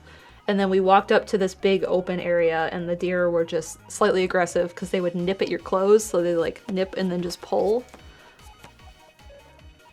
Brandon says the Kyoto place was the best food I've ever had.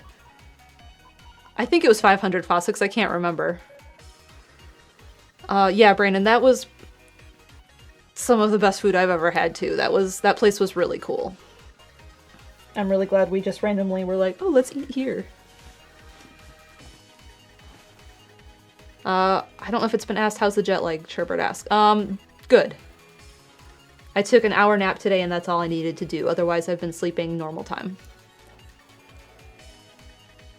Do I have any tips on planning a good trip? I want to travel this year, but I have no clue where to start.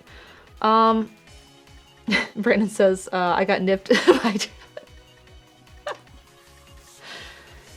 Yeah, when you were holding the crackers, they just came after you. They knew you had them. Tips for planning a good trip. You want to kind of figure out, I guess, where you want to go first. Like, whether that's a state or a city or a country. And then I spend a lot of time, like, just poking around on Google Maps and, like, looking at things. So... let me think of, like, what I had to find and figure out for myself for Japan. And some of it is not planned. Like, the dart place was not planned. We were all chilling somewhere. And we were like, we need to do something as a group. What should we do? And I'm trying to think of things you can do in Tokyo with a group, which is hard because when you have a group of, like, 8 or however many we had, there's not a whole lot of options. Like, karaoke's a good one. Dart bar was a good idea too. And that was kind of spontaneous. Brandon says we spent months thinking about it, watched travel vlogs to get inspiration too for specific areas. Yeah, like the food train we took, the Rokumon train, that was from a Solo Japan travel vlog that Alex originally found and shared. And I was like, this is great, I want to do this. And that was one of my top things. And so tickets for that went up. For March Rokumon trips went up December 31st around, what was it, like 10 p.m. Eastern Standard Time. So on New Year's Eve, I'm sitting there refreshing the page, waiting for them to go up so I could book Rokumon tickets. And so like that was something that we had planned. It was the same thing with sumo. We were waiting on sumo tickets to go up. There were tickets for other things we were waiting on. And it's harder and easier with a group. Thomas says a group of 4 is the perfect size. And Humbology says it's harder planning trips with lots of people. And Brandon says for that reason we were not traveling as a full group for most of the trip. All of that is true. Like having the full group like work on some things was great because like Chaz could be like, oh, I found this thing. Whoever wants to join me can join me. So like that's why 4 of us ended up at the Fire Festival. Chaz, Brandon, Steven, and I. And so like Chaz figured that out and Chaz figured out the hotel for that. But like I did all the Rokumon stuff and I was like, okay, who wants to do that? And the people who did that chimed in and then they joined us for that. So that's kind of how it worked. Sometimes we had larger groups and that was a little difficult. And when we had the smaller groups, like 2s and 4s, like that was perfect. To get into bars or restaurants or museums or whatever. So that was fine, and that was great. Like Chelsea and her husband wanted to do Team Lab Borderless. I was like, hey, who's interested in that? And some of our group had did the original one last trip, and it's not something I was super interested in. So like, I think they ended up doing that alone, but like that was like, hey, here's this thing, who wants to do it? So we kind of did what we wanted on the trip independently of each other. But it did make parts of it hard when everyone wanted to do something. Penguin Frog says, so advice I'd give is to actually reflect on what excites you to see. Like, I know that's a very basic tip, but for me it's aquariums. I want to focus my travel around aquariums. Yeah, like that's really great advice because one of the things I had been talking to someone about was I wanted to go to Japan and kind of exist there and live in the fantasy world that I live there. And so riding the subway line and being able to go from where we stayed to baseball the day we did baseball without using Google was really cool for me because I knew how to do that. I knew what train lines I needed and I could do it and I did it. So I just wanted to be able to like walk around and see people live their lives and eat food. And that's what I did. And I enjoyed it very much. Like Steven wanted to look at video game stuff and like 2 days he went and did that where he went to used bookstores and he went to Super Potato and did some other things and that's what he wanted to do. So we all kind of had like our own interests. Like Thomas wanted to go see a baseball game. So he's like, who's interested in baseball? I bought 4 tickets. Whoever wants to claim them can claim them. There's Thomas. Baseball was a spiritual experience. That was really fun. And like Snoopy Museum, that was fun because it was so much fun for Thomas. Like, I know basics about baseball, but like Thomas was able to speak on things way more than I could ever know and like about baseball, and that was fun. And it was fun to hear Owen Don, like the Owen Don cheering groups, and to see like what baseball food was in Japan. I know the basics of Snoopy too. I know you do. You sure do. Fossick says, okay, but sumo or baseball? Definitely sumo. I know more about it. I enjoyed that very much. Both days of sumo were great. Sitting in the box seats was really cool, and I would definitely do that again. It was very, very warm in the Edion Arena in Osaka, despite it being pretty chilly outside. And sitting in a box seat literally all day to watch. We watched Juryo and then the upper division as well, straight, and sat there, and then we had watched a little bit of earlier in the day. But it was real hard to sit in those box seats. Like, we ended up sitting 3 wide in what's supposed to be 2 by 2 square, because like we're all small enough to sit 3 wide, but that was the easiest way to sit with our legs out. Thomas says, I was too excited for sumo to pay attention. It was such a blur. That's part of it too. Seeing it the second day, I was able to focus on it more and like watch what was happening.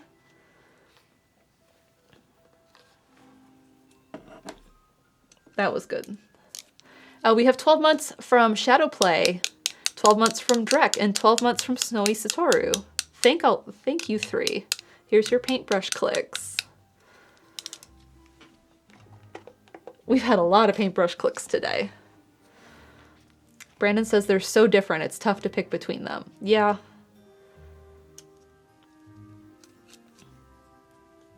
There was neat things with baseball.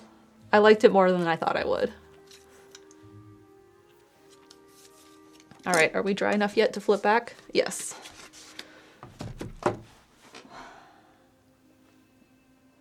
All right.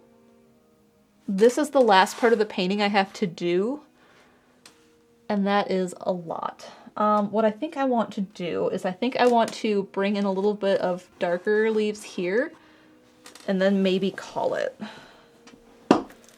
Because I want to do that to give myself a good base for next time.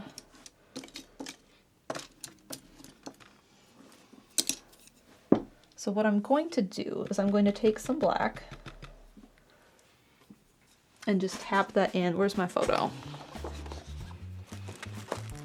Where that needs to go. Oh, and this brush is not what I want. Let's fix that. What do I want? Not that one.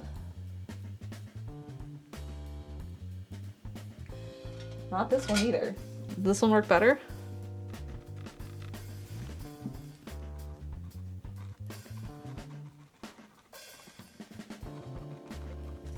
Nope, not that one either. We'll get there.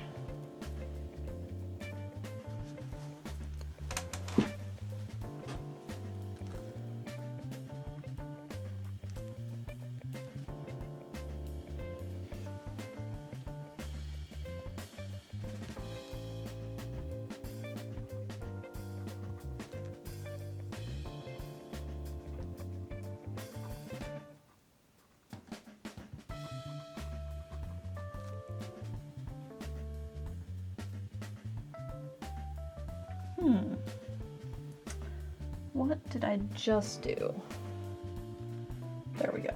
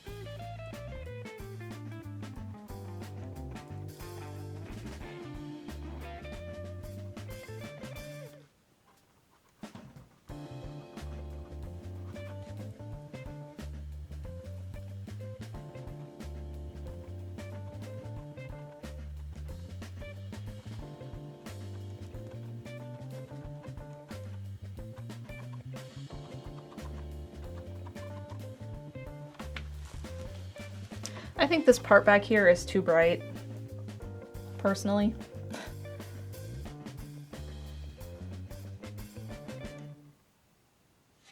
So what I think I want to do is I want glazing liquid.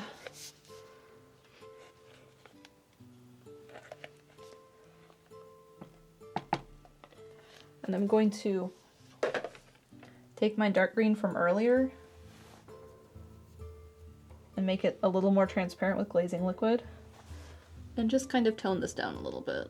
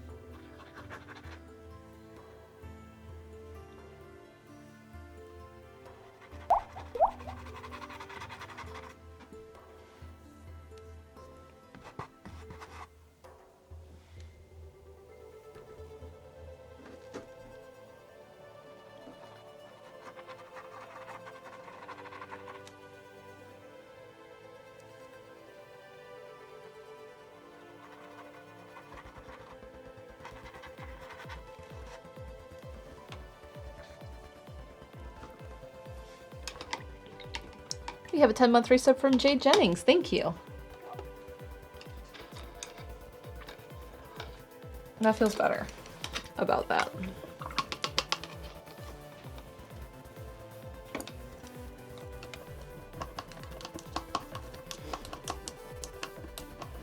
Jade says, Blue Jays Live is top notch. Pretty sure the Canes are in the playoffs.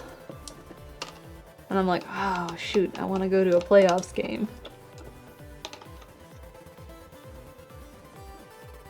I think they cinched it the other day. But playoffs don't start till April, mid-April.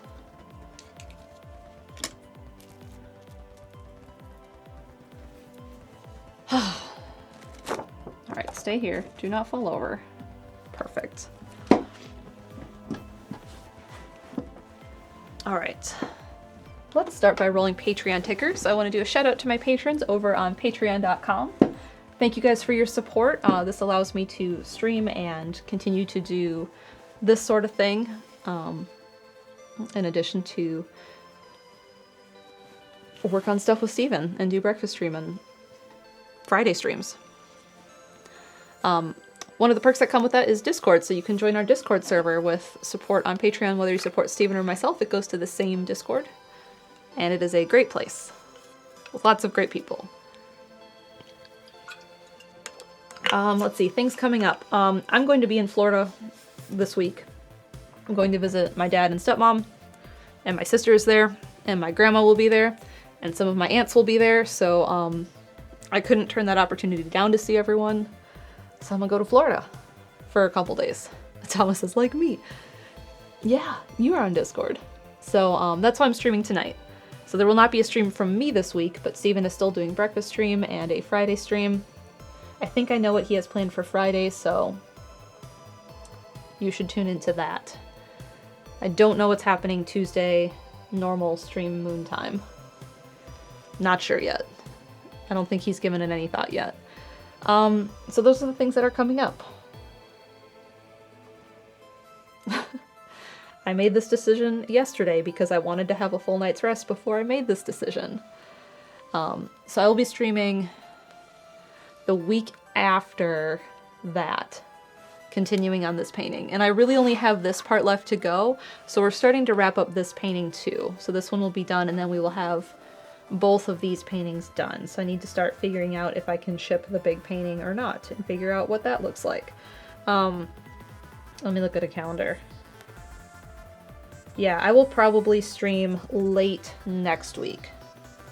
Like, I don't know, the 10th evening or the 11th evening. One of those days I will stream painting again. I'm glad your decision was done with a rested head. Yeah, I had to see how jet lag was affecting me, and like I said, I did normal sleep hours last night and took an hour nap today. And that's all I really needed to do. And I will probably eat here soon after I'm done streaming, and then shortly after go back to bed. And that'll be great. All in time to mess it up by taking an overnight train. It'll be worth it though. I bought little, oh my god, what's it called?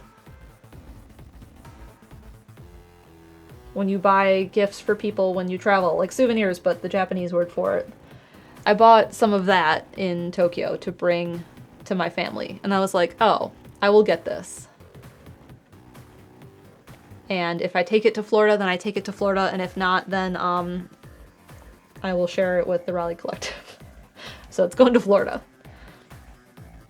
But one of my aunts is going to Japan soon, and I wanted to tell her about the trip. I wanted to see my sister, so I'm very excited. Get those compression socks ready. Okay, let me talk about that for 1 second. I wore compression socks for the first time on a flight to Japan. And I was like, yes, thank you, Vagabond, that's the word. Omiyage. So I was like, oh, I'll try these out. This is the first long trip I've had in a while. I'll get some compression socks. We'll see how it goes. People seem to like them. And I took the trip and I was like, I don't know how I feel about these. I don't know if it was worth it. And then coming home, I was like, I'm not going to wear them. We'll see how it is. And I was like, oh, that's why people like them. My legs hurt. So, yes. Mistakes were made. Yeah, I will wear them in the future. I had never noticed a problem before. I was like, I don't know, I never feel like I need them. But I think the comparison made me see like, oh, how much it helps. I should wear these in the future. So yeah, I have a pair.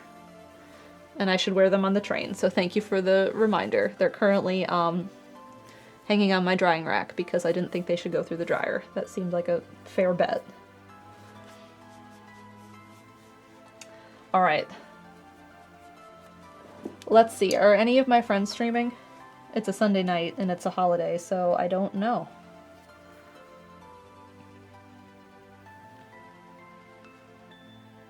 No? No.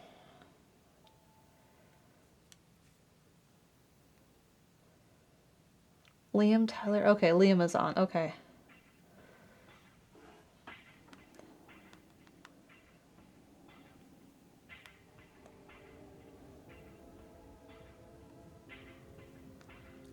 Do we have a raid message for Liam?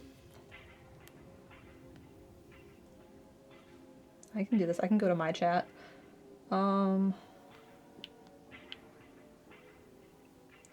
Chat rules. I know my chat rules. Chat station. I was willing to walk to chat station. Don't forget the line. I don't think Liam knows who Chaz is. I like Don't Forget the Line, because that was my note to myself. Hi, Chaz.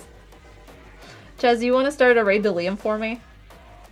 I can do it, but if you do it, it goes faster and you can, like, send people immediately. Our raid message is going to be Don't Forget the Line to Liam.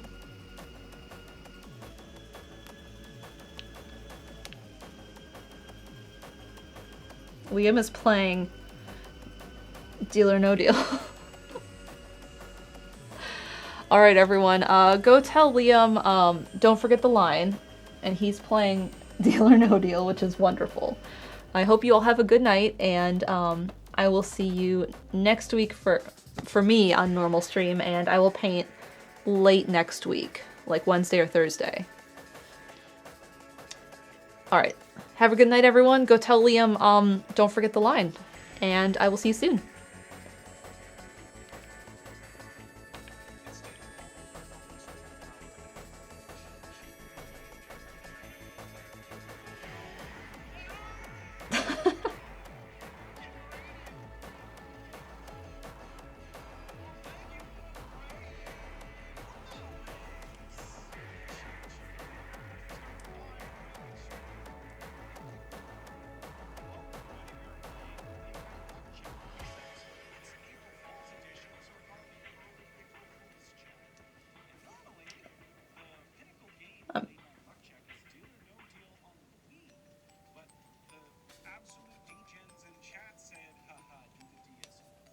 He's playing the DS version. I love that.